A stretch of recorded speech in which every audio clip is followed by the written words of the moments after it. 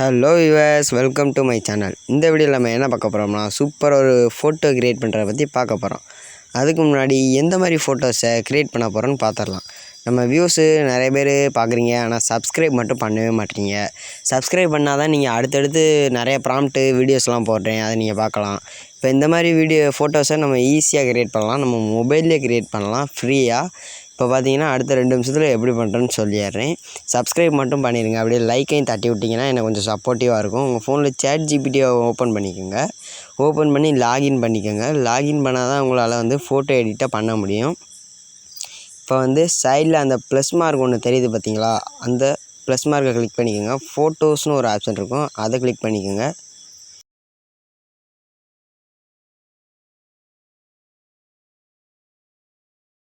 நான் இமேஜை செலக்ட் பண்ணிட்டேன். நீங்களும் உங்கள் இமேஜை செலக்ட் பண்ணிக்கோங்க.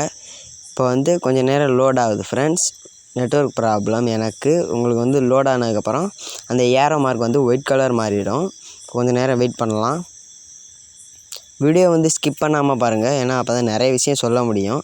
நிறைய பேர் ஸ்கிப் பண்ணிவிட்டு அப்புறம் இடையில நிறைய விஷயம் தெரியாமல் சில எடிட்ஸ்லாம் தப்பாக வந்துடுது.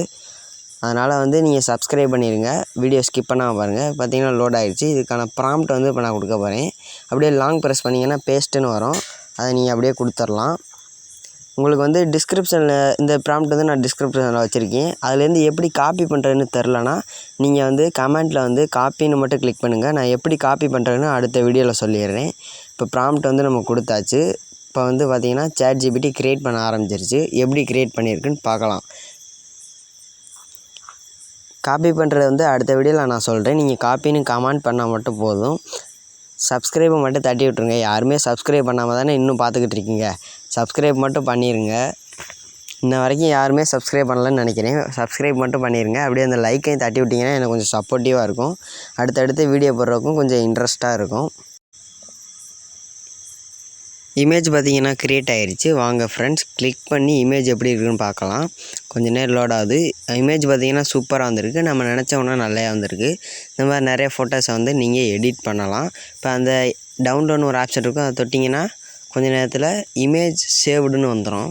இப்போ பாருங்கள், நான் அதை கிளிக் பண்ணிவிட்டேன். மேலே பாருங்கள், ரைட் சைடு டவுன்லோட் பண்ணுற மாதிரி ஒரு ஆப்ஷன் காட்டும். அதை கிளிக் பண்ணிங்கன்னா இப்போ பார்த்தீங்கன்னா இமேஜ் சேவ்டுன்னு வந்துடுச்சு.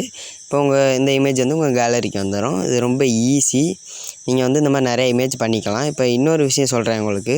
நான் உங்களுக்கு இன்னொரு வீடியோ ஒன்று காட்ட போகிறேன். அந்த வீடியோ பார்த்தீங்கன்னா நான் இன்ஸ்டாட் ஆப்பில் எடிட் பண்ணது. இந்த மாதிரி வீடியோவை எப்படி எடிட் பண்ணுறதுன்னு அடுத்த வீடியோ போடலான்னு இருக்கேன். நீங்கள் போடலாம்னா எஸ்ன்னு மட்டும் கமெண்ட் பண்ணிடுங்க. நான் அந்த வீடியோ போட்டுறேன் சீக்கிரமே. பார்க்கலாம் எத்தனை பேர் கமெண்ட் பண்ணுறீங்கன்னு. சப்ஸ்கிரைப் மட்டும் பண்ணிடுங்க, கமெண்ட் பண்ணிடுங்க. கஷ்டப்பட்டு வீடியோ எடுத்து போடுறேன். இந்த 2 மட்டும் உங்களால் முடிஞ்சால் பண்ணிடுங்க. தேங்க்யூ.